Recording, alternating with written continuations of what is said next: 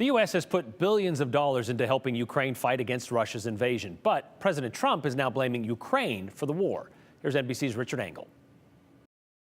President Trump went on the attack today against Ukraine's President Zelensky.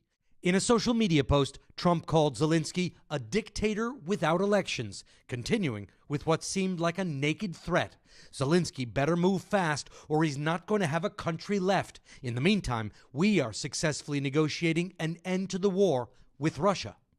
It's a pattern. On Tuesday, President Trump blamed Zelensky for starting the war, even though it was Russia that invaded Ukraine 3 years ago.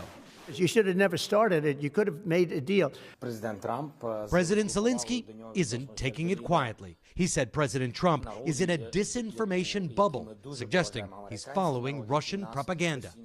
Former Vice President Mike Pence weighed in, posting, "Mr. President, Ukraine did not start this war. Russia launched an unprovoked and brutal invasion, claiming hundreds of thousands of lives. The road to peace must be built on the truth." This is far more than just a war of words or a clash of personalities. Ukrainian troops depend on American support to defend against daily Russian attacks. Without U.S. help, Ukraine would struggle to keep the Russians back. Out here in eastern Ukraine, the fighting is relentless, with Russian drone and missile attacks coming almost constantly, especially when the weather is clear like today.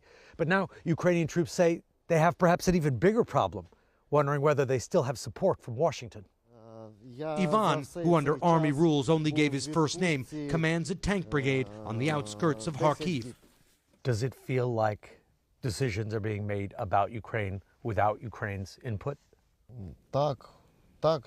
Yes, this is exactly the feeling we have, he said, adding, it does influence the mood. It's very demotivating.